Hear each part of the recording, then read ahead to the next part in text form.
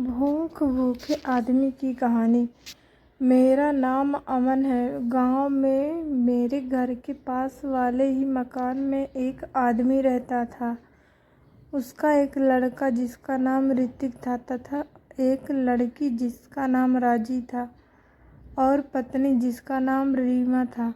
वह आदमी कुछ नहीं करता था, काम के नाम पर बोझ समझते थे। उसके घर वाले वह सुबह उठकर गांव के ठीक बीचों बीच एक मंदिर था। मंदिर के पास ही एक नीम का पेड़ भी इतना गहरा और ठंडी छाया वाला जिसकी छांव में अगर कोई भी एक बार चला भी गया तो उठकर वापस जाने का मन ही नहीं करता था।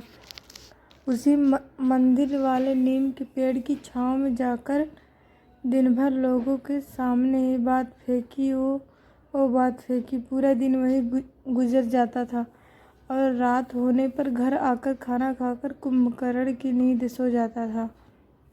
उसकी पत्नी और बेटा ऋतिक दोनों बहुत चिढ़ने लगे और मन ही मन उनके प्रति घृणा करने लगे। पत्नी गुस्से में आकर बोली, कुछ काम तो नहीं करते, बस दिन भर बैठे रहते हैं और भूख लगते ही आ जाते हैं खाने के लिए।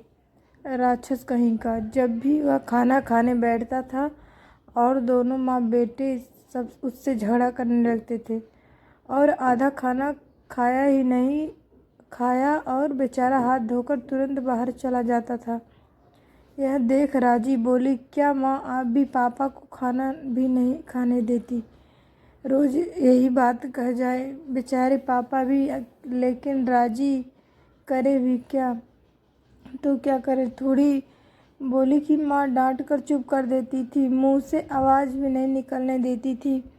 पड़ोसी होने के कारण जब भी उसके घर में झगड़ा होता तो मैं तुरंत उनके घर के पीछे वाली खिड़की से सब सुन लेता था। लेकिन एक दिन तो हद ही हो गई।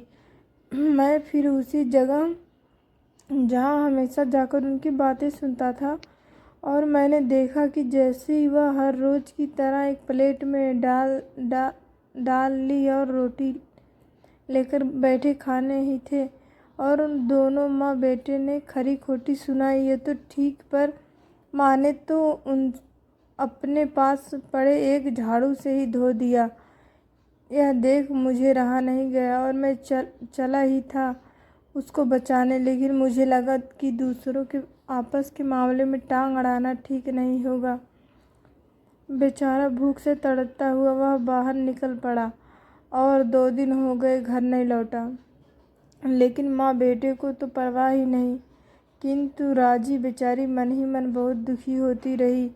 सोच रही थी कि कहाँ होंगे पापा, 2 दिन हो गए भूख से तड़प रहे होंगे। मेरे गांव के पास वाले गांव में बड़े नेता की सभा चल रही थी।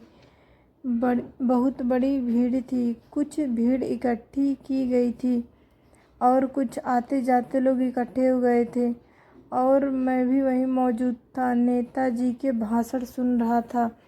जनता के लिए नाश्ते के पैकेट बांटे जा रहे थे। मैंने भी आनंद लेते हुए नाश्ता की और दोस्तों के साथ घूमने लगा। तब वह भूखा आदमी भी वहीं मौजूद था, लेकिन पूरी भीड़ से अलग।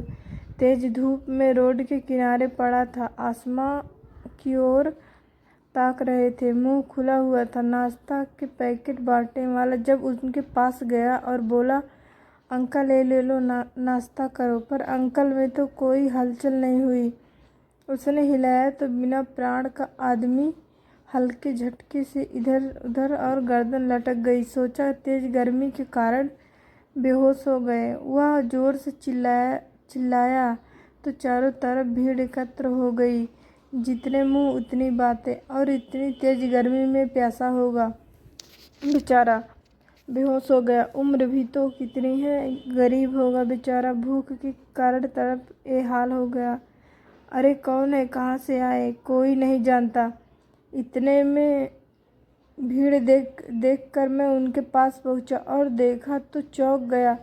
अरे क्या हो गया? मैंने उनकी दिल की धड़कन चेक की तो मेरा दिल थम सा गया। इतने में लोगों की आवाज़ आने लगी, अरे कौन है, आप जानते हैं क्या? तब मैं बोला, हाँ हाँ, मेरे मेरे पड़ोसी ही हैं। भूखे थे बेचारे, घर से परेशान थे। तभी मैंने उनको उठाया और उनके घर ले गया और दरवाज़ा खटखटाया तो पत्नी बिना देखे बोली, आ गया, भूख सहन नहीं हुई होगी। मुझे पता था भूख लगेगी तो घर की याद आएगी, लेकिन जब राजी ने दरवाज़ा खोला तो चीख निकल पड़ी राजी की और बोली, माँ क्या हो गया माँ। और बेटे ने देखा तो मुंह फाड़ कर रोने लगे। तभी मेरे मुंह से निकल ही गया, जीते जी तो शांति से खाना भी नहीं खाने दिया, और मरने के बाद आंसू की नदियाँ बहाने से क्या फ़ायदा।